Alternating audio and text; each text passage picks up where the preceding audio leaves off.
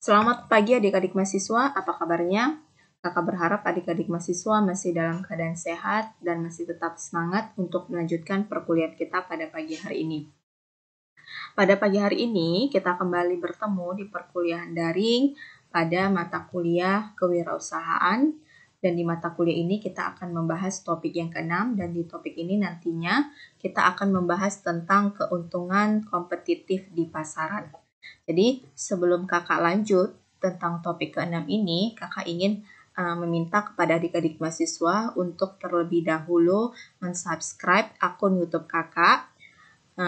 Lalu kalian bisa like juga, kalian bisa share juga. Dan karena subscribe itu gratis atau subscribe itu nggak bayar, jadi kalian nggak akan dibebanin biaya apapun kalau kalian subscribe akun YouTube kakak. Dan bagi adik-adik mahasiswa yang sudah mensubscribe, kakak mengucapkan terima kasih. Maka selanjutnya adalah kita akan membahas tentang topik ke-6 dan subtopik yang ada pada topik ke-6 ini. Yang pertama yaitu tentang keuntungan kompetitif. Yang kedua, meletakkan dasar keuntungan kompetitif. Yang ketiga, mempertahankan keuntungan kompetitif. Kita langsung masuk kepada subtopik yang pertama, yaitu tentang keuntungan kompetitif. Di mana keuntungan kompetitif itu merupakan keuntungan yang diperoleh sebuah perusahaan yang menawarkan barang ataupun jasa kepada konsumen dan diterima oleh konsumen untuk menjadi lebih besar dari pesaingnya, sehingga akan meningkatkan keuntungan bagi perusahaannya. Contohnya adalah perusahaan Aqua. Maksudnya keuntungan kompetitif ini adalah keuntungan yang diperoleh oleh perusahaan karena dia memiliki nama besar. Misalnya, pemilik dari perusahaan-perusahaan air kemasan itu banyak. Misalnya ada Aqua, ada Indodes, ada Limineral, ataupun ada merek-merek dari perusahaan air kemasan yang lain-lain gitu. Jadi di mana orang-orang banyak untuk membeli atau menamai, misalnya beli dulu Aqua, padahal yang dibelinya itu bukan Aqua, tapi misalnya yang dibelinya adalah Indodes. Jadi nama Aqua itu adalah suatu keuntungan kompetitif bagi perusahaan tersebut, dan itu menjadi suatu hal yang baik bagi perusahaan tersebut karena dia memiliki keuntungan kompetitif dibandingkan dengan para pesaingnya yang sejenis dengan dia, yang sejenis barang ataupun jasa yang diproduksi perusahaan pesaingnya tersebut.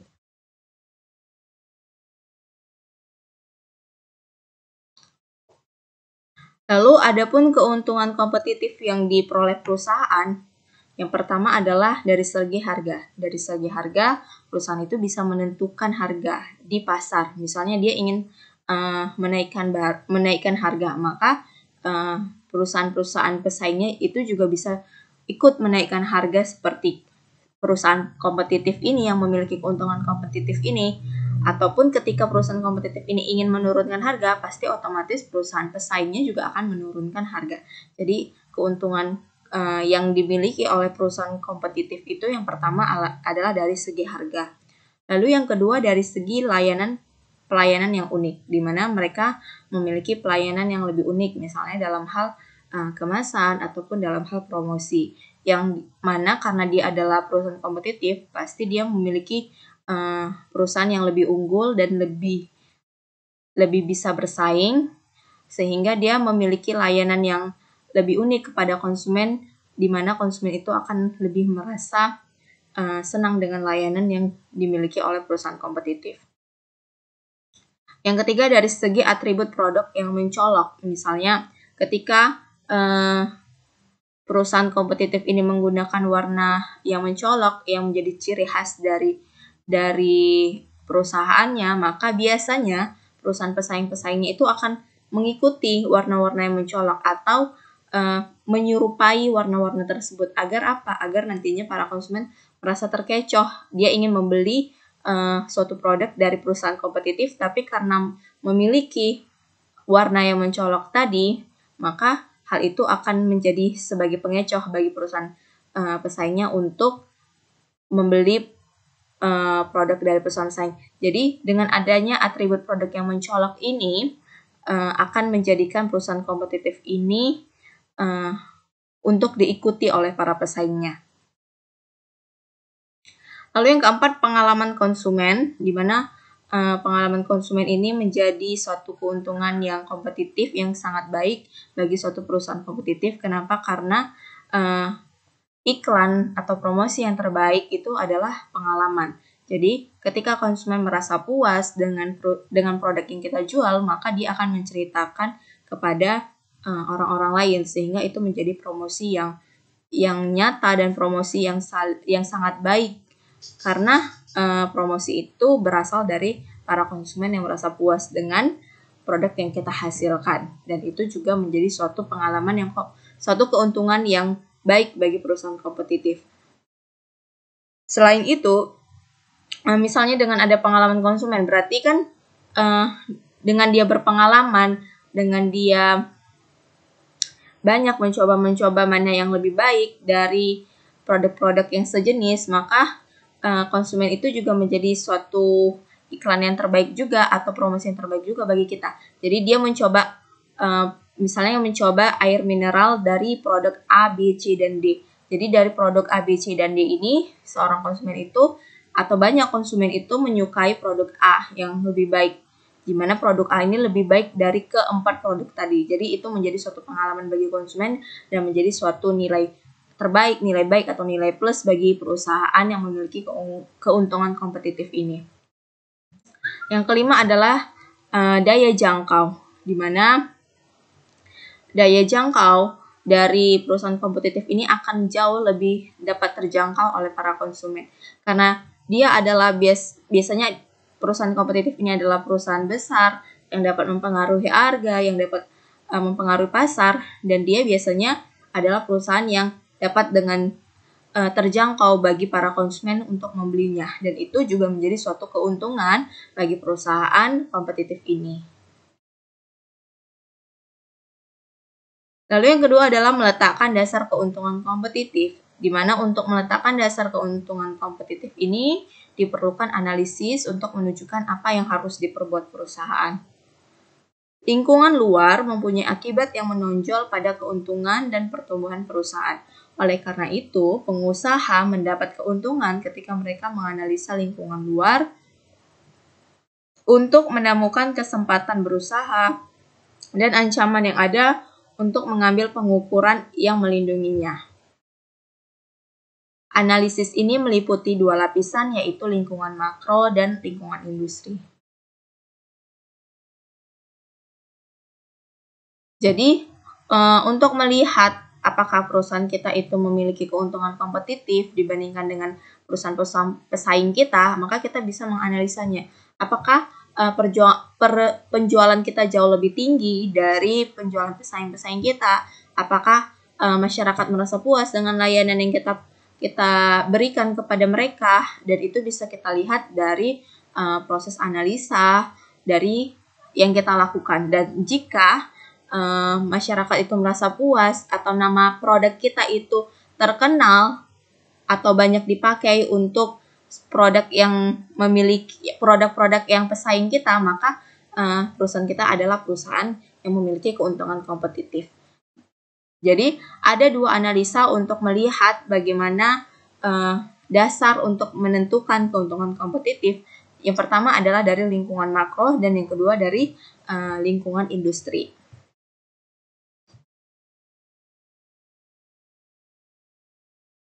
Yang pertama dari lingkungan makro.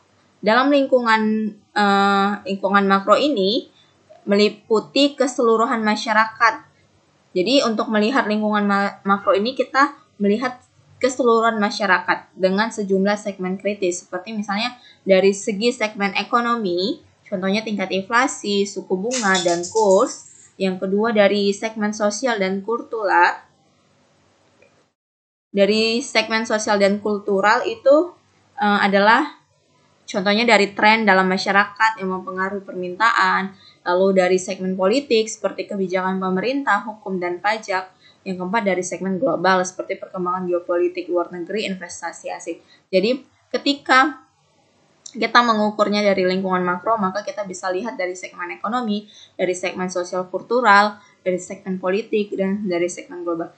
Jadi, ketika terjadi inflasi di masyarakat dan kita masih bisa bertahan, dan kita masih juga bisa dapat mencapai tujuan dari perusahaan tersebut, mencapai target dari perusahaan tersebut, berarti itu merupakan suatu hal yang baik, suatu hal yang positif bagi kita, dan menjadi suatu keuntungan kompetitif bagi perusahaan kita.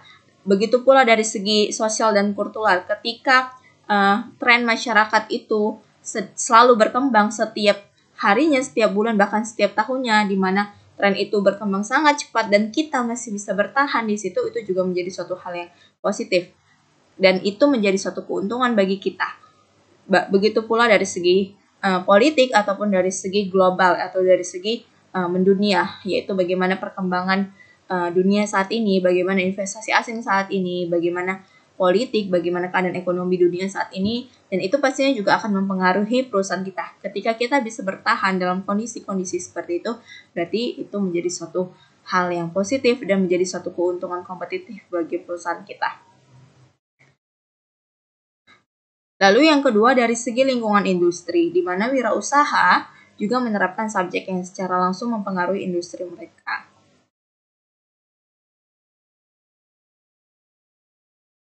Lalu bagaimana sih mempertahankan keuntungan kompetitif? Untuk mempertahankan keuntungan kompetitif ini, biasanya sebuah perusahaan itu akan menggunakan strategi bisnis yang potensial. Jadi, ketika suatu perusahaan dia memiliki keuntungan kompetitif, dia akan terus mempertahankan keuntungan itu agar keuntungan tersebut terus menjadi milik atau menjadi hal yang positif bagi perusahaannya. Lalu untuk mempertahankan keuntungan kompetitif ini, biasanya perusahaan tersebut menerapkan strategi-strategi bisnis yang potensial, di mana strategi-strategi bisnis itu yang pertama dalam hal pilihlah strategi berdasarkan pemikiran yang luas. Jadi kita menggunakan strategi itu bukan berdasarkan kehendak kita sendiri, tapi kita harus berdiskusi dengan semua orang yang ada di dalam perusahaan ataupun dari para narasumber yang sangat kompeten yang sudah mengetahui ataupun dari para ahli yang dapat memberikan strategi-strategi kebijakan yang tetap akan mempertahankan keuntungan kompetitif yang kita miliki. Lalu kita memilih strategi yang bisa diterima oleh pasar atau bisa diterima oleh konsumen. Lalu yang kedua, kita memiliki strategi keuntungan biaya. Jadi kita pilih strategi yang paling terbaik dengan melihat keuntungan biaya. Maksudnya memilih strategi terbaik dengan biaya yang paling minim. Maksud biaya paling minim ini bukan berarti biayanya rendah, tetapi dia adalah strategi terbaik dengan biaya yang minim. Atau kita memilih strategi yang paling terbaik dari banyak strategi-strategi yang baik. Lalu kita harus memilih strategi itu berdasarkan keuntungan pemasaran. Jadi kita milih strategi itu berdasarkan bagaimana masyarakat suka dengan strategi yang kita buat, bagaimana masyarakat lebih menyukai dan lebih mengenal tentang produk yang kita hasilkan.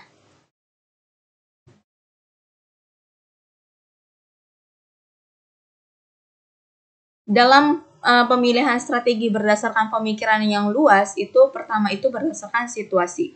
Banyak strategi dapat memberikan arah menuju keuntungan kompetitif, di mana strategi-strategi ini dapat menjadi pilihan dasar dalam menciptakan keuntungan biaya atau mengembangkan keuntungan pemasaran. Tapi kalau dalam segi strategi keuntungan biaya, di mana keuntungan biaya itu dibutuhkan perusahaan untuk memproduksi harga terendah di pasaran. Jadi dengan dia memproduksi harga terendah di pasaran dengan kualitas yang baik, itu akan menjadi suatu keuntungan bagi dia untuk meminimalisir biaya produksi, sehingga dia akan mendapatkan keuntungan yang tinggi dan juga dia akan bisa menentukan harga yang murah sehingga banyak konsumen yang akan membeli produknya. Lalu dalam strategi keuntungan pemasaran, yaitu dengan menggunakan teknologi baru, di mana sebuah perusahaan dapat mempertahankan posisi unggul yang menjadikannya unggul di pasar. Jadi dia akan memilih sebuah strategi itu berdasarkan teknologi baru atau berdasarkan keuntungan pemasaran yang akan membuat para konsumen itu menjadi lebih senang, lebih tertarik, dan lebih mengenal dari produk kita. Dan nanti dampak dari kesenangan konsumen tersebut adalah dengan dia membeli produk kita.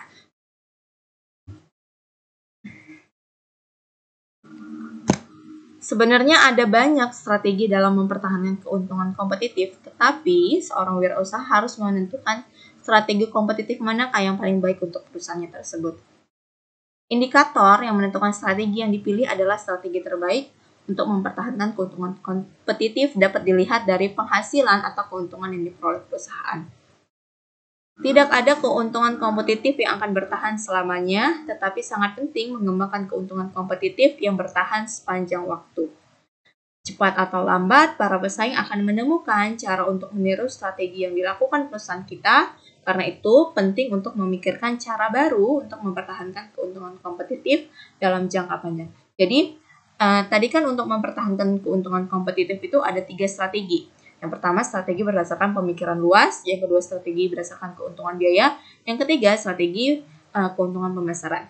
Dari ketiga strategi ini, kalau ditanya mana strategi yang paling terbaik, jawabannya adalah ketiga-tiganya adalah terbaik. Jadi, kita harus melihat ketiga strategi itu berdasarkan mana yang memiliki dampak yang paling baik untuk perusahaan kita. Untuk melihat dampak yang terbaik dari perusahaan kita adalah kita melihat dari segi keuntungan atau penghasilan yang kita peroleh. Jadi kita lihat dulu, kita gunakan strategi yang pertama.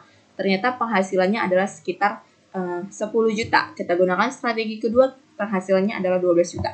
Kita gunakan strategi ketiga, penghasilannya adalah 15 juta. Maka strategi yang terbaik pada saat ini dan untuk jangka waktu yang lama, jangka waktu yang panjang adalah strategi ketiga. Jadi strategi ketiga ini adalah strategi yang kita gunakan, yang kita pilih untuk mempertahankan keuntungan kompetitif ini. Tapi strategi yang ketiga ini tidak bisa selamanya kita gunakan. Dari kita tahun ini sampai dengan mungkin 10 tahun atau 20 atau bahkan sampai dengan 50 tahun ke depan kita menggunakan strategi tersebut, tidak bisa. Tapi kita harus juga menyesuaikan strategi kita dengan keadaan pasar saat ini atau keadaan zaman saat ini. Karena cepat atau lambat para pesaing kita juga akan menemukan cara yang terbaik untuk meniru strategi kita, sehingga mereka akan kalau mereka bisa menemukan atau meniru strategi kita dan itu menjadi suatu hal yang baik bagi para pesaing, maka itu akan menggeser keuntungan kompetitif yang kita miliki. Maka dari itu kita diperlukan untuk selalu berinovasi dan selalu mencari strategi-strategi terbaik disesuaikan dengan perkembangan zaman. Demikian paparan saya untuk topik ke-6 ini. Untuk melengkapi pertemuan kita pada pagi hari ini, ada beberapa tugas-tugas yang harus adik-adik mahasiswa kerjakan. Yang pertama, jelaskan keuntungan kompetitif yang diperoleh perusahaan. Yang kedua, jelaskan 4 segmen dalam meletakkan dasar keuntungan kompetitif. Dan yang ketiga, bagaimana cara pengusaha dalam mempertahankan keuntungan kompetitif. Seperti biasa, ketiga tugas ini adik-adik mahasiswa kerjakan di buku tugas kalian. Lalu kalian scan terlebih dahulu hasil tugas kalian tersebut dalam bentuk format PDF. Lalu format PDF inilah nantinya yang akan kalian kirim ke GC kalian masing-masing. Nah, sebelum saya mengakhiri video pembelajaran ini, saya ingin mengingatkan kembali kepada adik-adik mahasiswa untuk mensubscribe akun YouTube saya. Kalian bisa like, kalian bisa share juga kepada teman-teman kalian. Dan bagi adik-adik mahasiswa yang sudah subscribe, maka ucapkan terima kasih. Karena subscribe itu gratis, kalian nggak perlu bayar. Jadi segera untuk subscribe. Nah, demikian penjelasan kakak tentang topik ke-6 ini. Aku ucapkan selamat pagi dan selamat beraktivitas untuk kalian semuanya. Dan sampai bertemu di minggu depan.